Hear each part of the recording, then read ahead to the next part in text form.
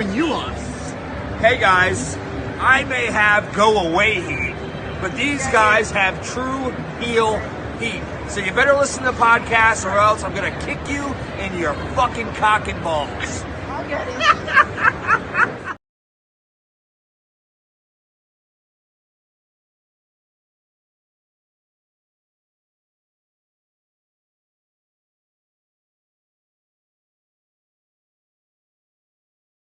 Hey everybody, it's Tony Schiavone of All Elite Wrestling, and this is True Hill Heat, and I said it right, you motherfuckers.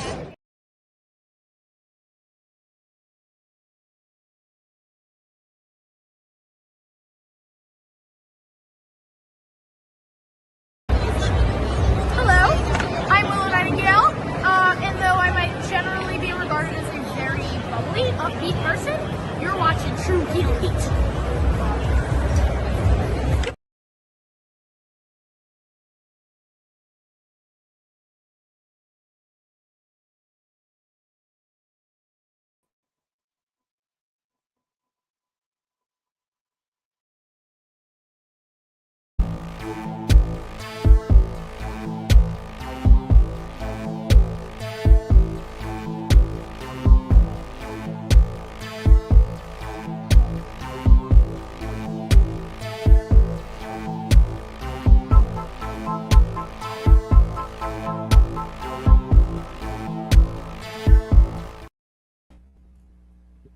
Hello. It is me, your True Heel Phenom, SP3, and we are live on the True Heel Heat YouTube True Heel Heat Sports and Entertainment YouTube, as well as our True Heel Heat Facebook for our Power Book 4 Force Season 3, Episode 6, Asset Forfeiture review, breaking down the latest episode of Power Force as only we can. And of course, to do that, I am joined by the princess of all the true heels, Miss Krssi Luv. How are you doing, Miss Krssi? I'm doing well. I can't complain. How about you? How's it doing on your side of the pond? It is going well. I'm glad to be back in the UK and not be in a country where the president has to throw salt and piss on somebody's grave after they're murdered. Oh my God. Ugh, terrible. Like he's just like his friend Paul. It's all about them, nobody else. Flawed Paul. That's why they're besties. That's why they're besties. Yep. They hang out in the White House all the time together. So yeah. You can't tell but yes. me Paul don't know the code, so you know. He might know the codes. He might be a part. He might know more. He might know more than we even. He might have the number to that red phone on the president's office. He probably has a number. He can call him directly. He got his number directly, remember, because he probably don't have a cell phone, so you know. Freaking Trump probably got an Obama phone. He got a flip phone. You know what? I wouldn't even be surprised. He probably doesn't even dial anyone. He'd be like, someone called this person for me, and they hand him the phone, and then he talks to them. Exactly. And they hold the phone next to his ear as well. It's like he's a child. Like, you're going to hold the phone for him and everything. But I don't want to talk right now. I don't want to talk to Grandma right now. What are you doing? But yes, we're here to talk about the latest episode of Power Book 4 Force Season 3, Episode 6. Overall thoughts on last week's episode, Krssi? I can respect Miguel. Diamond is definitely trying to rule without listening to others. But it's also his brother's fault because they're putting a battery in his back. So now you gonna wait for this nigga? No, now this is after. So I blame him for it. It's his fault. Yeah, there's only so long that somebody can hear, like, someone you love, someone that's your brother, talking trash about somebody, like especially when y'all are like kind of like recovered from where y'all were the last 2 seasons, like I can understand Yeah. why he's like paying attention to Jannard, even though Jannard is just full of shit and he's been the biggest hater of Tommy. He has made also good points as well with all the drama that Tommy has brought to CBI, but you have to understand all that drama is because of everything that Tommy did for CBI and expanded CBI and made the whole basically union with all the other gangs and rose up where they're actually the supplier now, where they before they were just selling drugs, now they're the supplier to other gangs selling drugs. Like they're bigger and badder than they've ever been, and I would say 90% of the work was done by Tommy. So it makes no sense for Diamond to be like, oh, now I want to make some plays. I want to make some moves. And every move he's made, like it says in my headline, I think is leading to CBI being ruined and gone completely. Yeah, because it's too many chiefs. I mean, it's too many chiefs and no Indians. Yeah. And pretty much like you said, Tommy has led you guys to this point because you guys were failing. You guys wasn't even like a credible like gang, to be honest. They were making side deals with the Yardies. Remember when Jannard and Vic was doing that? Yep. So Tommy has led you guys to this point where y'all can be like this untouchable gang or group now, and now you want to start ruling and doing things without him because he's doing things in a certain way, but that was how he was when you first met him or whatever. But like, it's also Jannard that's also putting the battery in his back, and it's like making his brother, because he's a hater. He's a fucking hater. That's why his girlfriend gonna leave him.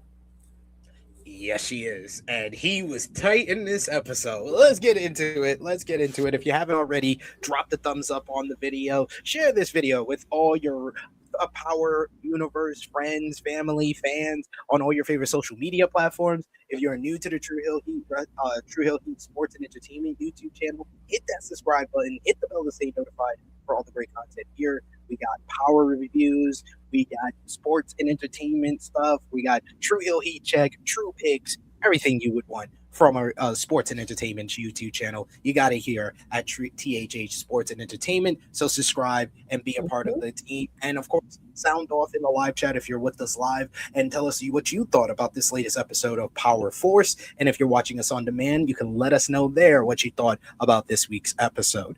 But the episode starts off. We see Stacey Marks receives photos of the body of Claudia Flynn, and she knows that she done fucked up now. Because you have Bill Sang, who's like talking trash to her, and he's like, now we're screwed. He was like, how the hell are we supposed to do with this case if she was the only person who was testifying against Ortega? So Bill, as soon as Bill Singh leaves that room, though, you could see the smirk forming on his face, and he is so happy with the state that they're in, and that Stacey is fucking up this royally. Because her downfall is going to be his, come up, supposedly. Yeah, that's true. I don't know if they hasn't really said if he's like the next in charge, but he's hoping to be the next in charge. But they really have not put the people in play of who's supposed to be the next person to lead if Stacey does like win her election or things like that. So, Singh thinks that it's him, right? That's what I'm saying. He thinks it's him. So but I think someone else is probably going to take the lead. But we'll see what happens. We shall see. So then we go over to Tommy's apartment where him and Mireya are basically getting their day started, and Tommy has to like drop her off. She obviously has still not told him anything about the pregnancy, but she was on her phone apparently with Planned Parenthood before she left. The only reason we know that is because she left her phone in the couch, and I was like, oh, as soon as we saw the phone was left in the couch, I was like, that's how Tommy's gonna find out. Yep, he's gonna look for her phone. Yep, that's it. And call it, and that's exactly what he did. So So then we see Vic and he's with his boys from Ireland, and they pull up on the old bar that used to be a part of the Flynn territory that the Serbians have, or no, the Albanians, excuse me, not the Serbians, the Albanians have basically taken over. We see Pitar is behind the bar, and he's like, "This is Flynn territory," says Vic, and he was like, "Vic Terry," he's like Flynn territory hasn't been Flynn territory since your father was around. Nobody respects you. He was like, "How about you get out of here and go give Tommy Egan a massage?" They keep something between him and Diamond. They keep sunning them. They're gonna snap. They're gonna do something. They're gonna do something. It is not even close to comparable levels. Like Diamond feels kind of basically undermined by the fact that Tommy is doing so much and people turn to him as like the leader of CBI. I don't think he's being outright disrespected like Vic is. Vic is being controlled by two different people who don't know how to talk to him. Tommy has been shitting on him since he got to Chicago, and that became even worse in this episode. Tommy, in this episode alone, this is the closest to me, and we've been saying it all season that he's been showing signs of this. But to a specific point, though, in this episode, Tommy came off like Ghost in season 6, episode 10. Right before he dies, and he shits on everybody he talks to. He shitted on Rashad Tate and said, I've always been better than you. This is why you a bum. And he told Tommy, he was like, you've always needed me. I don't need you. I'm moving on. Like, he was like, no one can stop me. That's how Tommy came off in this episode, especially when he was talking to Vic and then also Stacy. That's a good point, SP, a good analysis of comparison of the two. Yeah, he ripped a new one for Stacy Marks, y'all. That when we get to that part, but yeah, Vic can't stand on his own, and now that he's the only last surviving Flynn, I think people are putting things in his mind and batteries in his back to say, you need to do something about this, yo. Like, what are you doing? Your name it speaks volumes, but he don't got that type of backbone. He don't got the respect or the backbone, right? So he basically talks to his boys and they want to like burn the place down. But Vic is at least a little bit smart where he says, no, that's be stupid. He was like, we want to take it back. We don't want to just ruin it and kill them. He was like, we want to take it back. So the best thing that we could do is just force them out. That's what we have to do. But then he finds out that Claudia Flynn has died, as we see the post and the headline on the news on the internet, and you could tell Vic is taking this aback a little bit. But man, this was like L after L for Vic, so I'm not surprised where Vic wound up by the end of this episode. Yep, he had no choice. He had to be back against the wall. Then we move to Tommy and Diamond. And this was another instance where Tommy was feeling himself. Oh my God. They have this first meeting where they're talking about the guns that they got from the Yardies. And they're basically trying to determine how they use it. So they're happy as hell. They got all these weapons. We know Diamond and Jannar got these weapons from the Yardies in the last episode. And we know like as soon as Tommy sold that golden gun, that pair of golden guns, I was like, he had to be thinking about Diego Jimenez. Diego Jimenez from the original Power, the dude that had the golden gun and was killing people with his sister. That's what I thought of when I saw those guns. So I know Tommy had to have a flashback of sorts. We got DeMarcus in the chat joining us. Good to see you, DeMarcus. We also got him saying, I'm glad that Mireya decided to keep the baby and Tommy didn't choke out Mireya. I knew Tommy was gonna choke her out. Damn. We also got Power Driver Finisher in the chat. Good to see you, sir. He says Tommy was on one. He definitely was in this episode. We also got DeMarcus who says Vic, Connor, and Jimmy will help Vic try to retaliate for Claudia death and get back his bars from the Albanians. I mean, that's pretty obvious from this episode. That's what their plan is. I don't think they're going to get the job done, though. Right. I'm about to say, the plan is the plan is the plan. Can they execute is the thing, which I don't know if they can, though. Yeah. So I think that Diamond and Jannar, they just basically wanted to keep the guns, keep all the weapons, but Tommy is smart and he's always thinking like 5 moves ahead. That Diamond and Jannar don't seem like they're capable of doing that whatsoever. Mm-hmm. So he That's why they need says, Tommy. how Yep. about Yes, he says, how about we use these guns to try to get the Assyrians from Miguel? He was like, he hears that Miguel is running short on supply, and he was like, you know what I'm saying? He's like, give them the weapons and the product. And Tommy also tells him to not ever make moves because he calls him out. He was like, you made these moves on the yardies, you took out the yardies, you got these guns, and he's like, you also taking meetings with Shay without me, and he was pissed off. He was really he was like, don't ever make moves with Shay without me being around, and he was quite upset about that. Also, it seemed like Diamond, he was also pissed when Diamond told him that Jannard was the one who went with him as well. And Tommy also tells Diamond, look, I am the coalition. He was like, we can't leave this. These guns are gonna be for the coalition. He was like, I am the coalition. I was like, oh my God, Tommy, your ego is going out of control.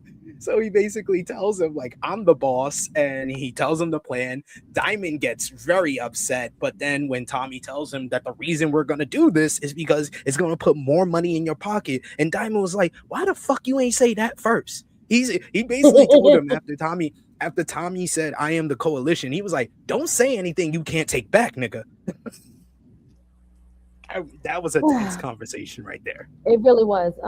I think that again, Tommy is now taking the place of Ghost, and he's talking to everyone like they're Tommy and the kids and everybody else that was in their crew or whatever. Like you follow my orders. So, no, don't be making moves without me. Like that's not how you do. That's not how we do things.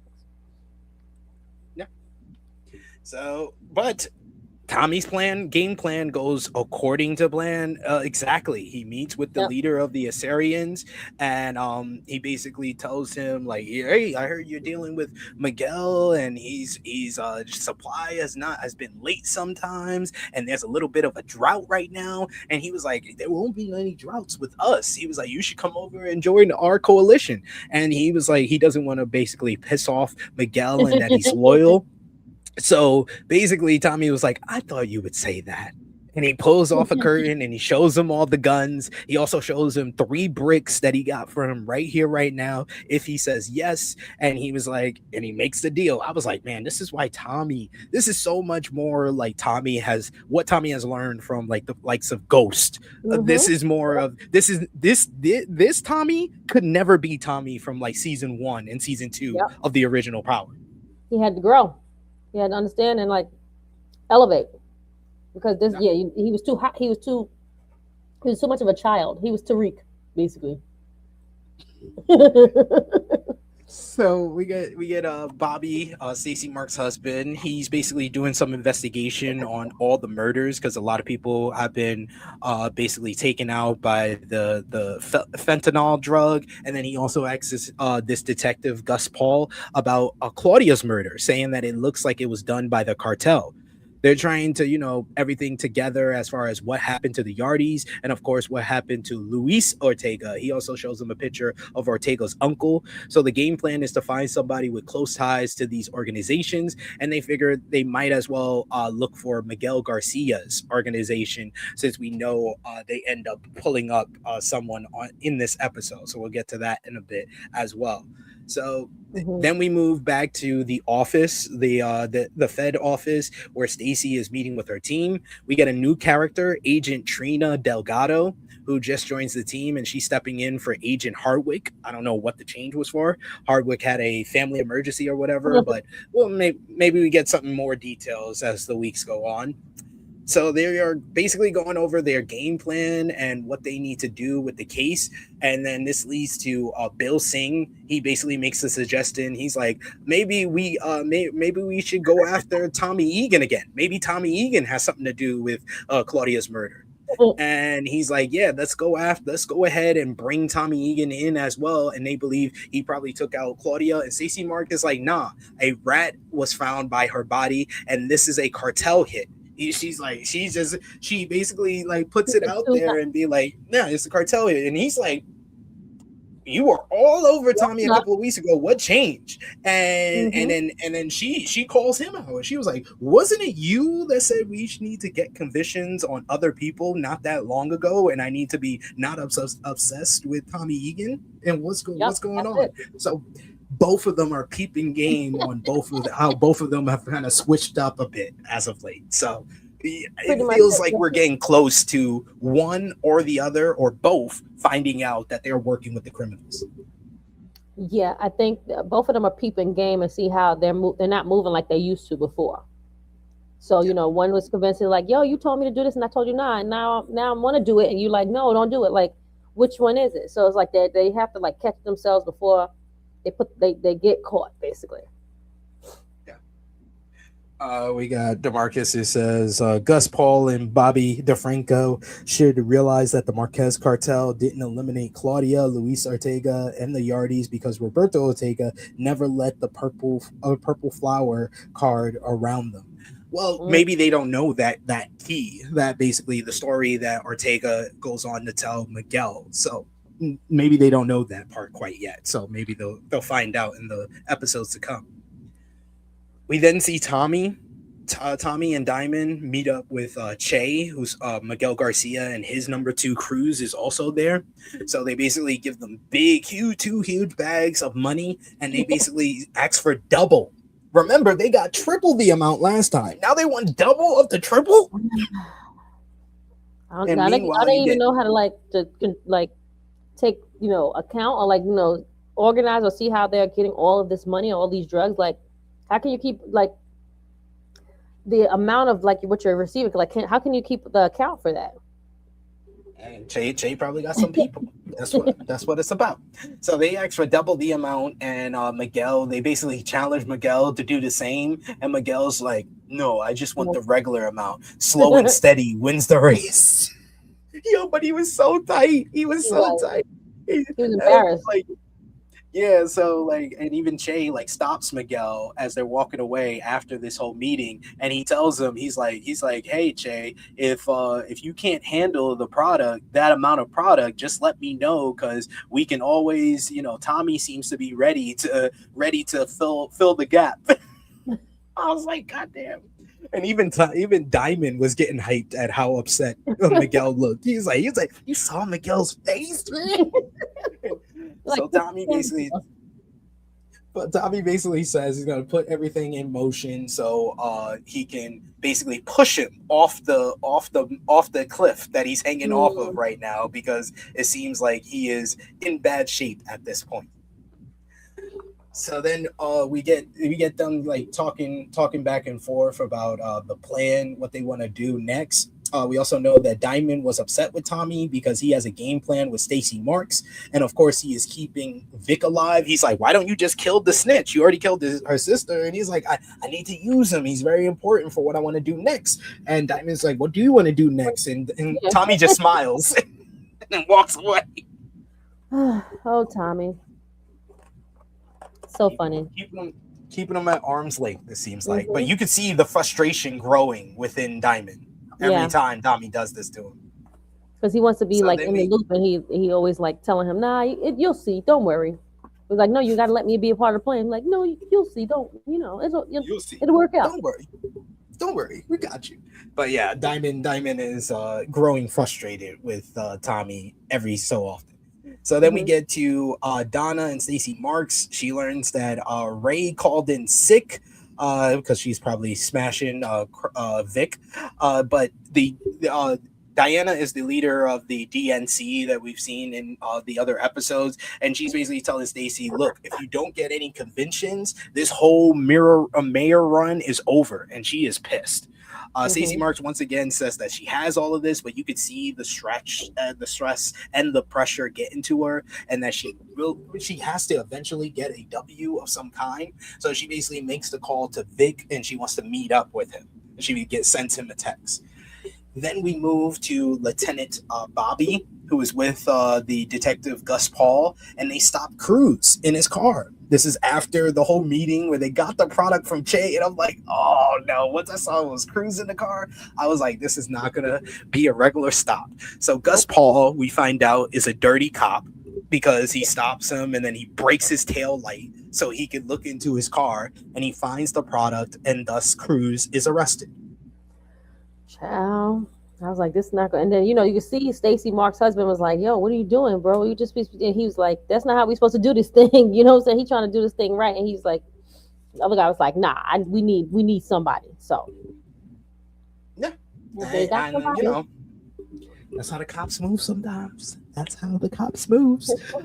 So the next scene that we go to is Miguel. He's getting his what is this, like his insulin shots from Mireya, and this is when he gets the call that he freaking that Cruz got arrested. So he is livid. He is absolutely pissed. He gets so upset. He says that they call him with 5 bricks, and he has to pay $1 million for each brick. Or 500, was it 500,000 or 1 million for each brick? I know it was 1 million per brick. It was 1 million per brick. 1 million per brick. So he owes it 5 million. So he at least has to put down, I guess, a percentage of that to get. Yeah, he has to bring up half to get Cruz out of jail. So he's in bad shape completely. So he basically tells Mireya.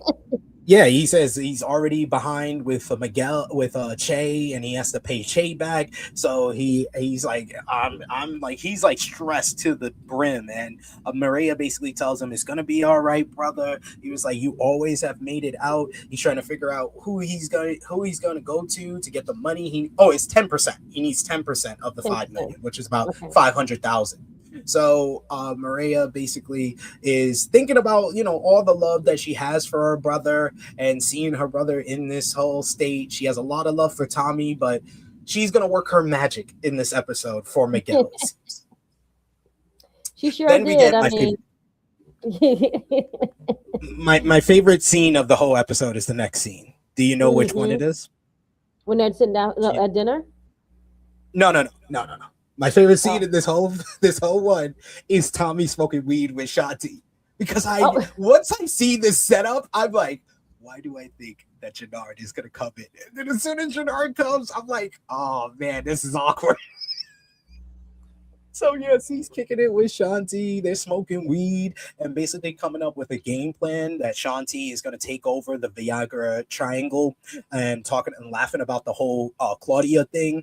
So she's going to take over the Viagra triangle. She is planning on having a conversation with Elise's mother because, of course, Elise is out of town, but they want to continue to get that bread. And then Jannard ends up walking in, and oh my God, he just looks so pissed. He looks so pissed. And then Tommy just sees him. He's like, "Oh, okay." He's like, "No, I'm just gonna I'll head out now." He's like, "I'll talk to you in a bit." And then he just walks by Jannard. It blows the smoke from the weed in his face. I was like, Tommy, you. He was feeling himself. At this point, he was really feeling himself. He was really a part of the whole thing, and he was just like, "Nah, I'm gonna make this nigga feel it real good."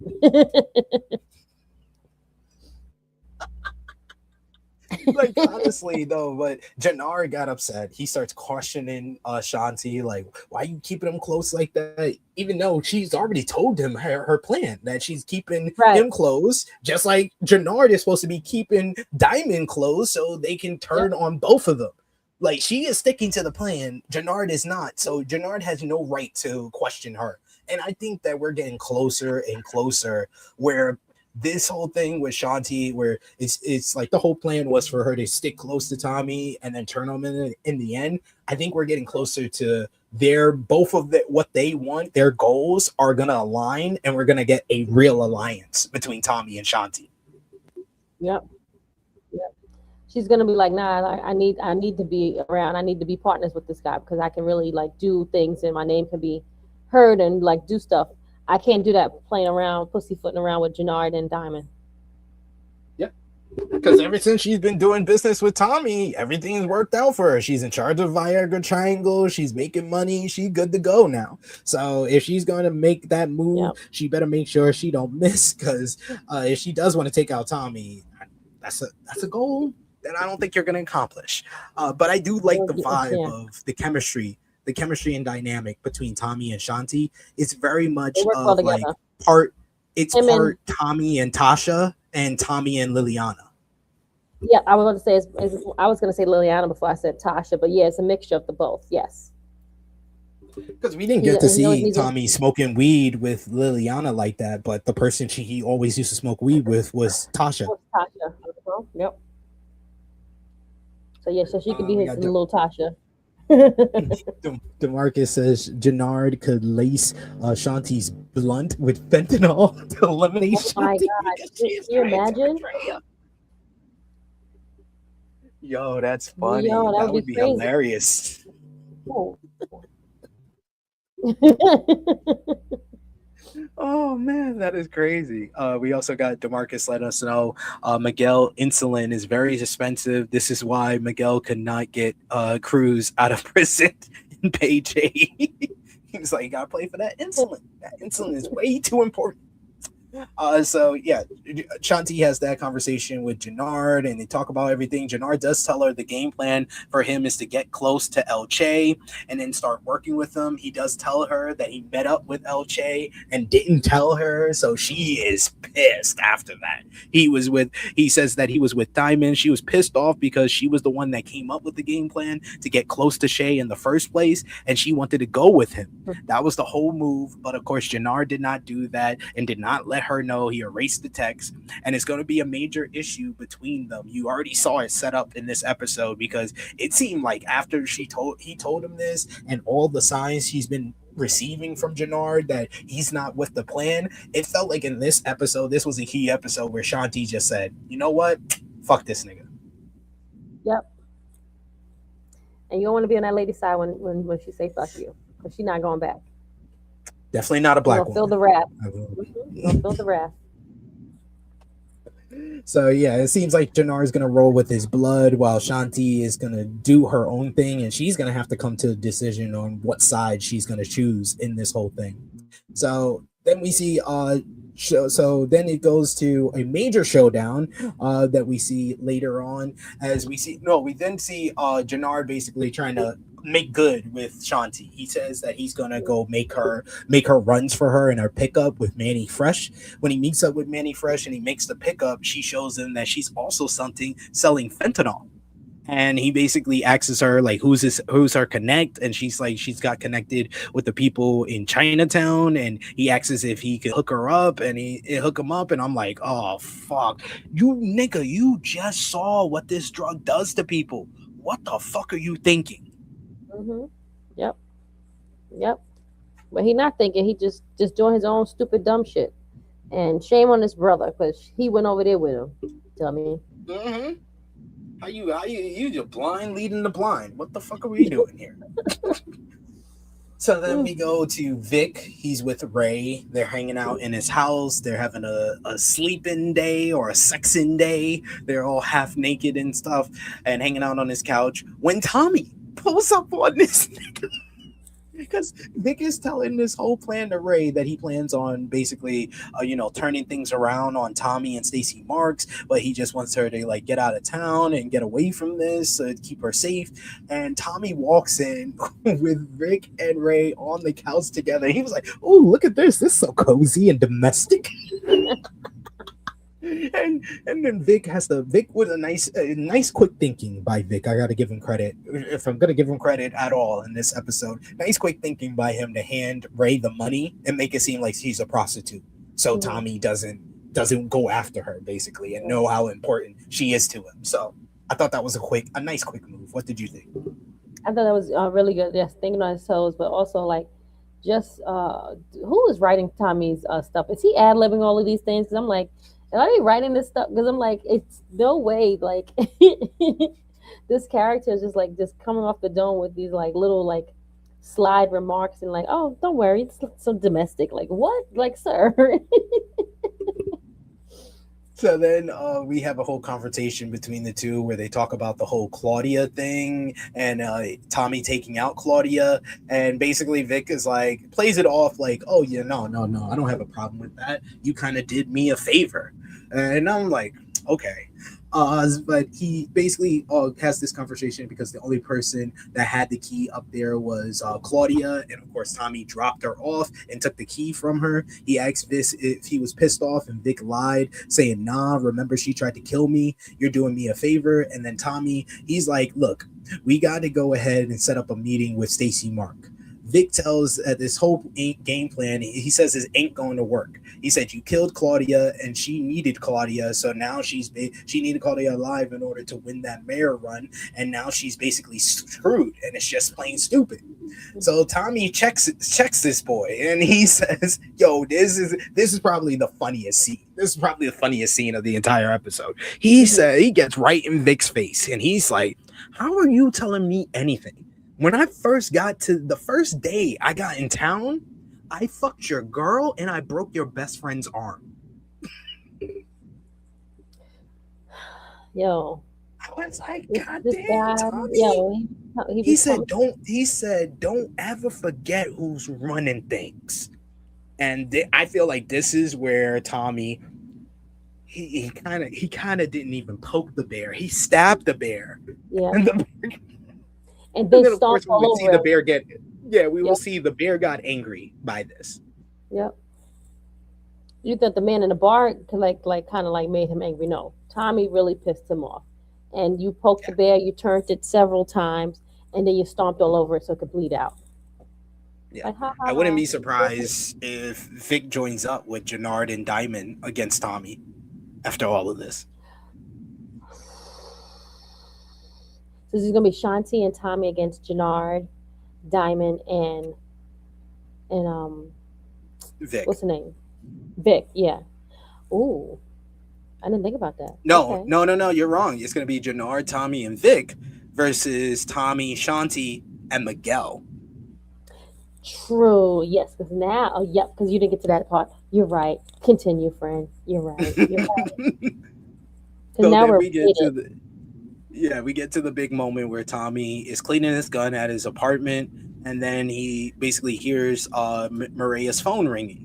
And he opens up the phone and he sees someone called from there. So he calls the number back, and he finds out that this is Planned Parenthood, and she had a meeting there. And you can see that Tommy is pissed. He's like, "What the fuck?" He's like thinking that she probably got an abortion already without him knowing. And of course, then we see Mireya. She's quite emotional as she lays on the bed at the appointment. It looks like she's going to get an operation, but I think we all knew she wasn't going to get that done. Like, that would be such an anticlimactic way to end this whole storyline. Yeah. And now it all makes sense on why they flash back to what's the girl that he used to go with in the first season? Holly. That's why it's like, oh, she ain't about this life, whatever, blah blah blah. It's like, but I would have been great because again, this is his second kid, but he was thinking that maybe she didn't, she did something, but I hope that he get to see this one to the end, but I don't know. We'll see what happens. We shall see. So this when next scene we see Miguel meeting up with Ortega, and Ortega basically tells him, if you don't take out Tommy Egan tonight, and they basically set up a hit where one of Ortega's hitters is going to meet Tommy at this meeting that he's going to, and he will know exactly where he's at because he's having dinner with him right before. And basically, Ortega tells him, like, if Tommy's not in that place at the time, and he doesn't die tonight, he was like, then you will die in his place.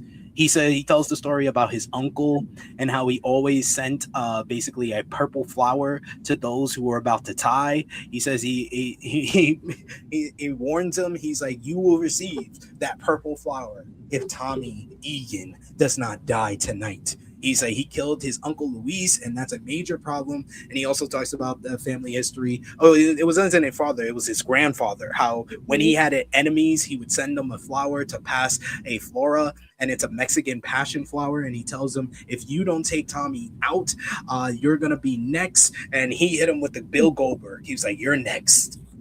He's not the Bill Goldberg. Oh, God, So, yeah, Bill Goldberg. he's putting the extra pressure on Miguel to be like, yo, you better get the job done or it's a wrap for your ass.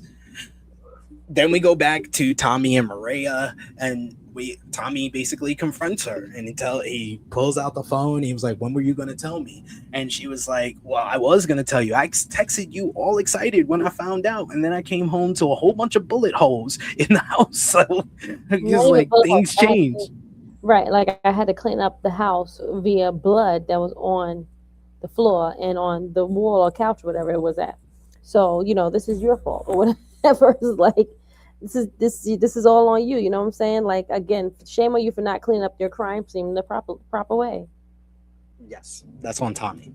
But she basically tells him, like, he says that he apologizes again for that. And she's like, no, she was like, this is the life that you live. And I chose to live this life. But a baby being brought into this life that they live is very dangerous. So that's why she planned to, get the operation.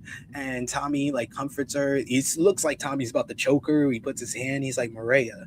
He was like, I would never do anything to, like, hurt you. I would never be upset with you. He was like, I will take care of you no matter what. And they have like a nice touching moment. They hug each other.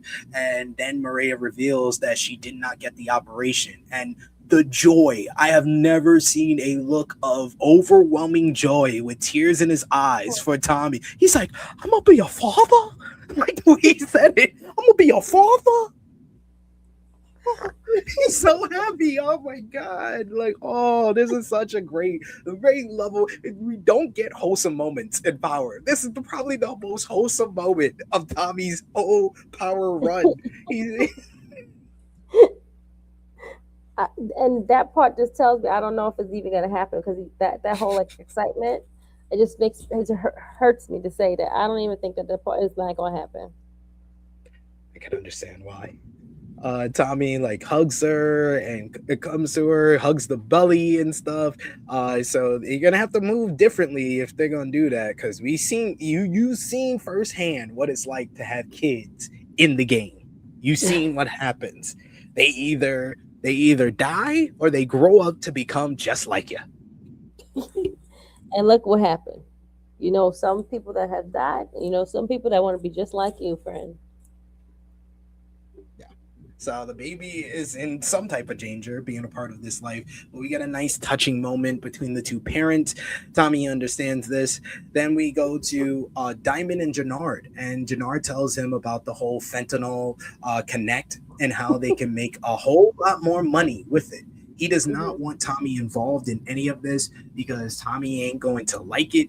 And Diamond, he's kind of hesitant. He's like, no, Tommy ain't going to be down with this. He was like, yo, fuck Tommy. He was like, this is about me and you. He's like, how many times you going to let this white boy up in our business?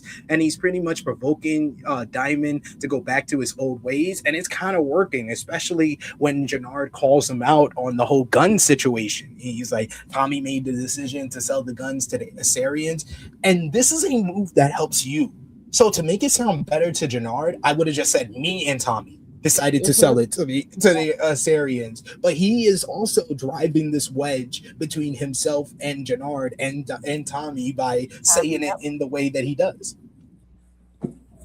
Jannard know what he's doing. Jannard knows exactly what he wants to push Tommy out. He wants to make Diamond aware of all of the shortcomings or things that he's doing to kind of take the ranks and be the leader, even though it's supposed to be two leaders. Tommy ain't that damn stupid. Jannard is stupid.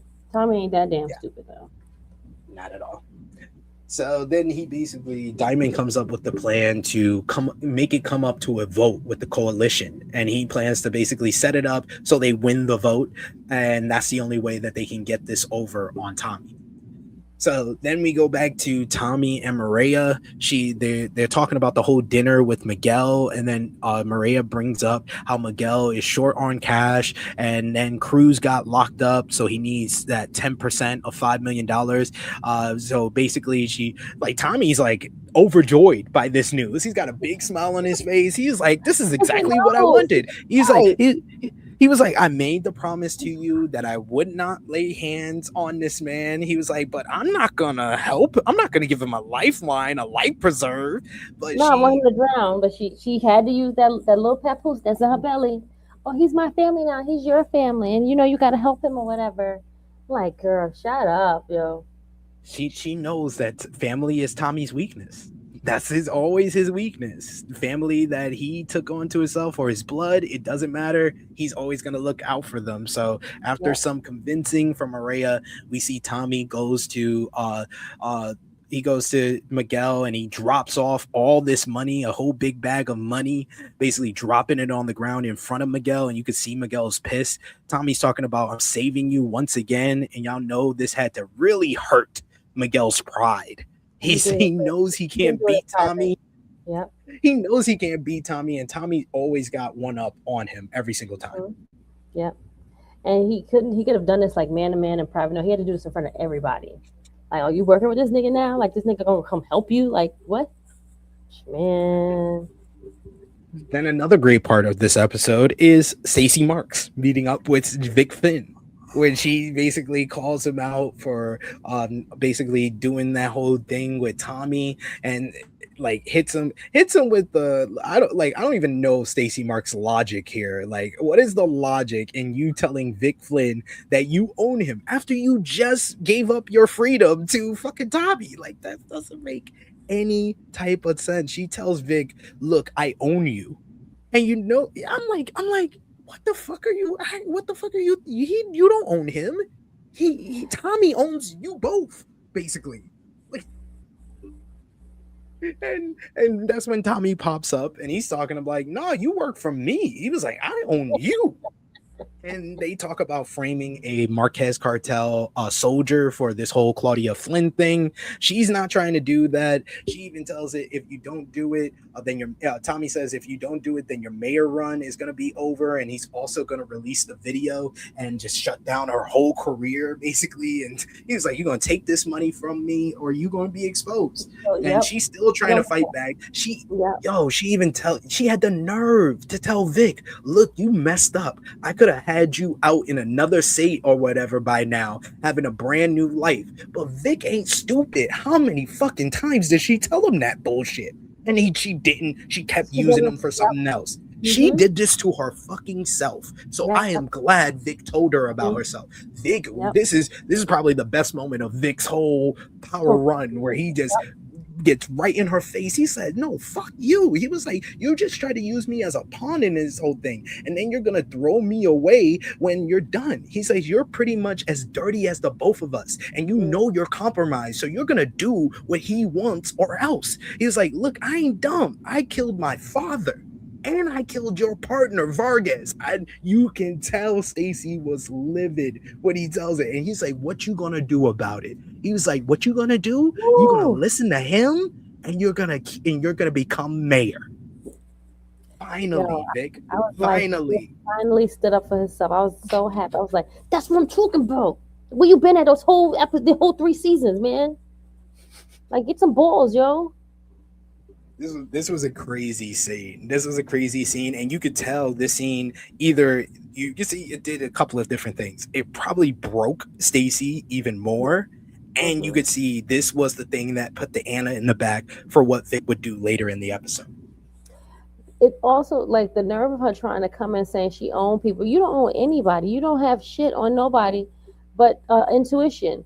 Now we got stuff on you, and now all of a sudden it's like, oh, let's whatever. No, that's not how it's gonna work. You could let Vic and Tommy put that bitch in, more so Vic, put that bitch in her place. Like, get down and fucking lay down. Now what you gonna fucking do?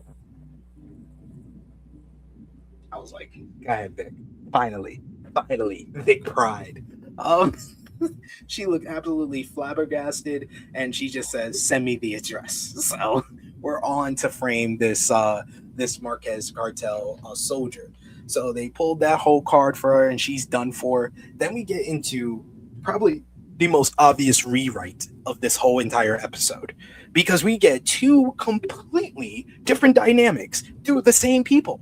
We get one scene where D-Mac is with his girl, and they're talking or whatever, and he like says something. He's worried about, all his street shit and all of that, and she gets upset with him and basically walks out on him. and because he's too concerned with the street life and she ain't with it. She doesn't care about the flashy things and shooting up people. She wants to be focused on school and do better. Now she ends up coming back afterwards, and it's like everything's cool. Like the last scene didn't even take place. Like they had an off-screen conversation where everything was all right, but they're in the same clothes, so it was literally hours earlier. I'm so confused by the writing here, but it really feels like maybe this episode is the point where they find out that the series is ending, and maybe they need to speed up this whole storyline part. It sounds like the one with Tariq, where they was like halfway and they done did like 5 episodes, and then it was like, oh yeah, we're gonna cancel, so let's just fast forward this and put everything all in like one big old episode, have these longer episodes. And wasn't that around like 5 or 6 on that season too? Like 5 or 6. This is episode 6, and we're getting this shit. So then, she was cool talking about it, and she's basically, they have a cool conversation, and you could tell that they're kind of leaning towards D-Mac potentially going to school, potentially getting his GED and going to college. And maybe, I think D-Mac, out of all the characters on Force, is one that I can definitely see joining Tommy on Legacy with Tariq. So I think they're going to maybe do something where he goes into college and he goes to college wherever they're going to be. But they have a nice conversation. Genesis. What happened? I said, run the game over there at the school. Yeah, exactly. So basically, Genesis is feeling him, and they kiss, and they get real close and intimate, and he wound up clapping those cheeks. He said, clapping them cheeks. In between clapping those cheeks, D-Mac did some work. He got a text from Uncle Tommy who said, "You want to earn your stripes with CBI?" And apparently, D-Mac goes to the Marquez cartel soldier, and he puts a gun in his fucking fridge and gets up the hell up out of there. He almost gets caught, but he winds up getting out. I will say, man, we crapped all over D-Mac in that first episode when he was being stupid. But ever since then, my boy is turning into a really good soldier. I won't front. Like he got away with this. Like, come on, man, let's give him credit. Because he's easy to mold. You can teach. This person wants to be a part of it, so now it's someone that can like mold and do and manipulate and say, hey, do this for me, do that for me, take care of this for me. So that's what D-Mac is. He's the one that can get things done for me. Yeah, that's basically, he's gonna get it done. He's easy to mold, and he's a good listener. He listens well to direction. So that's one thing that you gotta hand it to D-Mac for.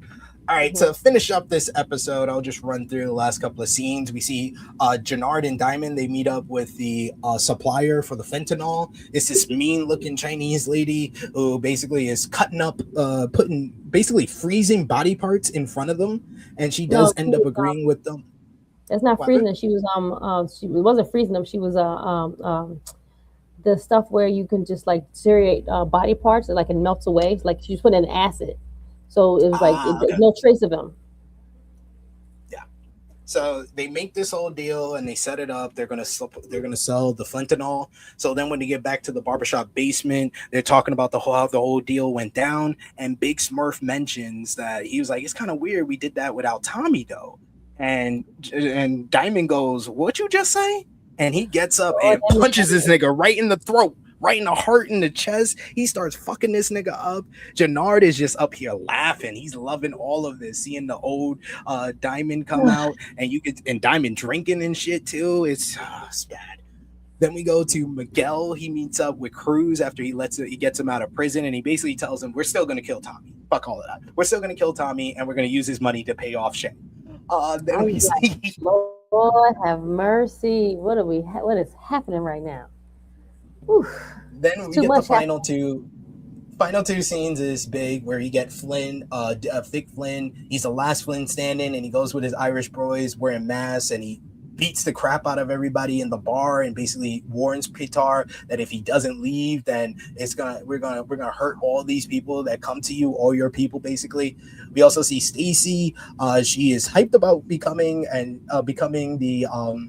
the mayor. She sees the whole election video and stuff, and then basically she gets on her team. She calls her team in. She's like, "We gotta run.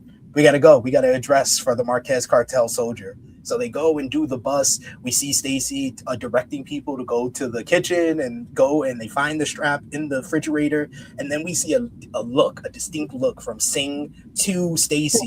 And it's like Singh knows she's compromised. Mm-hmm. Yep. Already. And then And then the final two scenes, you see Jannard, he talks with Shanti. He got her chain bag, believing that was going to help things, but that did not work. And this whole thing with Jannard and Shanti is really kind of met its wit's end. You could tell by the last conversation they had. And then finally, we get the family dinner with Mireya, Tommy, and Miguel. They are not talking to one another until finally Mireya's just like, how about we just come together and stuff? And she says, well, you're going to also, you need to be nice with Tommy because he's going to be the father of my child. And Miguel's like, wait, you're pregnant? And she's like, yes. He was like, I want you all to come together. I want you to be a part of your nephew's life and stuff. And that's when Miguel is looking at his clock. He's looking at his clock because he needs to get Tommy out of here by 9:45 if he's going to die when he goes to the meeting. But Miguel, through the conversation with Mireya, he's like, man, he was like, you know what?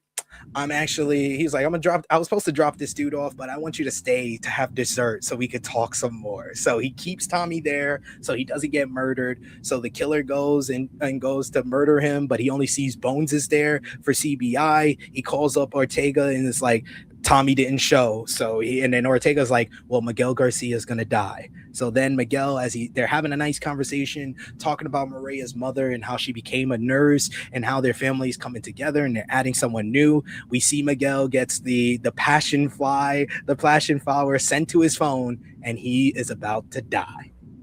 And that's how we end episode 6 of Power Force season 3. Let us know in the live chat what you thought about this episode. Give us your MVP, your LVP, thumbs up, thumbs down, thumbs in the middle, and out of 10, what did you think of the show? For me and Krssi, for Power Book 4 season 3, episode 6, in 3, 2, 1. Thumbs up across the board from both of us. Out of 10, I'm going to give it a 7.5. What you giving it? I'm going to give it an 8. That's good. Seems this was a solid setup episode. This was a setup episode for what we're going to see in the final 3 to 4 episodes of the season. MVP of this episode, who are you going to give it to? I give it to Tommy. He saved the day with Miguel. He did. I'm gonna give it to. Who are you going to? Yeah, you're probably right. It is Tommy. I was gonna give it to DMAC for smashing and completing the mission, but you're probably right. It is Tommy. It is Tommy. LVP for the episode, Stacey Marks. Who you got? Absolutely, Stacey Marks for sure. And then moment honorable of the mention to Vic episode. for standing up for herself. I was gonna give Vic a moment of the episode. I think moment of the episode is Vic standing up to Stacey Marks. Okay, that's fine. I like that one. Yep. All right, we made it to the end of another edition of our Force Review. I'm Krssi Luv. Thank you so much for joining us. Let the people know where they can follow you on social media and when they'll see you again. You can see me, Krssi Luv _1, True Hill Krssi Luv, and just my plain old name. I will see you all on our flagship show. Thanks. And we'll be back here next week. Indeed. Follow me on the Twitter machine at True Hill SP3. I will be back live on the True Hill Heat Wrestling channel tomorrow for AE Ramble, so join us for that. We got True Hill Heat Heat Check dropping this week to talk about the NBA Cup Finals, so join us for that as well. For Miss Krssi Luv, it is me, your True Hill Phenom SP3. This has been our Power Book 4 Force Season 3, Episode 6, Asset Forfeiture Review. We are signing off until next time.